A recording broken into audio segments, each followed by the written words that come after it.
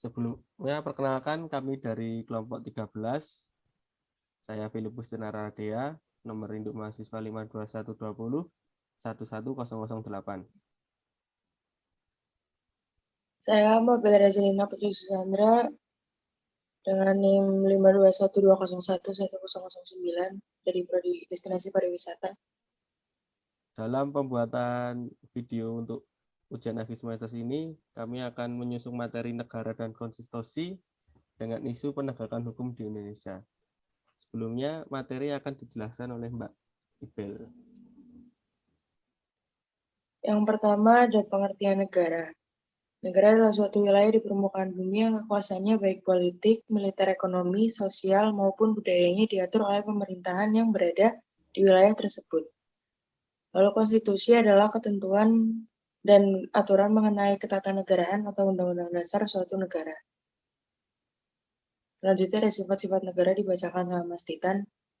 Sifat-sifat negara yaitu memaksa atau memiliki kekuatan fisik secara legal agar peraturan perundang-undangan ditaati.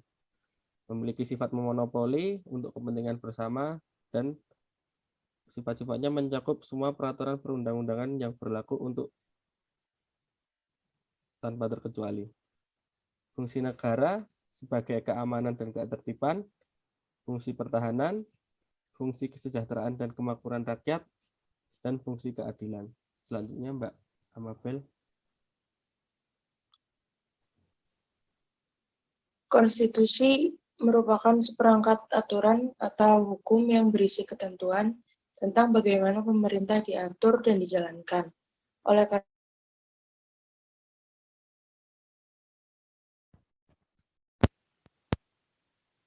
konstitusi dapat diartikan sebagai hukum dasar yang dijadikan pegangan dalam penyelenggaraan suatu negara. Fungsi konstitusi yang pertama membatasi dan mengendalikan kekuasaan penguasa agar dalam menjalankan kekuasaannya tidak sewenang-wenang terhadap rakyatnya. Yang kedua, memberi suatu rangka dasar hukum bagi perubahan masyarakat yang dicita-citakan sebelumnya. Yang ketiga, dijadikan landasan penyelenggaraan negara menurut suatu sistem ketatanegaraan tertentu yang dijunjung tinggi oleh semua warga negara. Yang terakhir, menjamin hak-hak warga negara. Lalu ada penegakan hukum di Indonesia.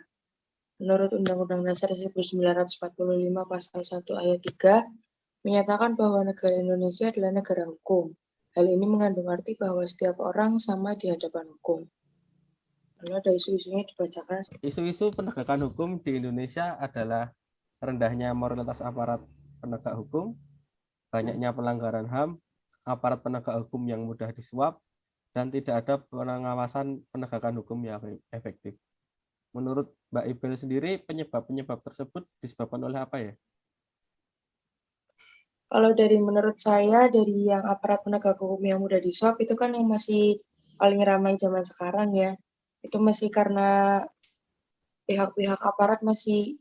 Nah, kalau menurut saya itu disebabkan karena aparat yang masih pada lapar duit, haus akan duit, jadi masih mementingkan harta kekayaan daripada kesejahteraan masyarakat.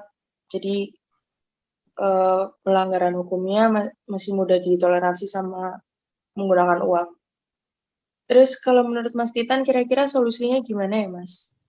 Menurut saya, solusi-solusi untuk isu-isu penegakan hukum di Indonesia adalah memberikan bimbingan moralitas kepada aparat-aparat penegak hukum dan mungkin memberikan gaji yang cukup karena aparat-aparat mungkin merasa kurang akan gajinya dan malah melakukan korupsi atau menerima suap. Seharusnya negara dan konstitusi memiliki penegakan hukum yang adil dikarenakan dasar-dasar penegakan hukum di Indonesia diambil dari Undang-Undang 1945 Pasal 1 Ayat 3 yang menyatakan bahwa negara Indonesia adalah negara hukum. Hal ini mengandung arti bahwa setiap orang sama di hadapan hukum. Mungkin sampai di situ saja video pembuatan podcast untuk tugas ujian akhir semester ini. Kami ucapkan terima kasih. Terima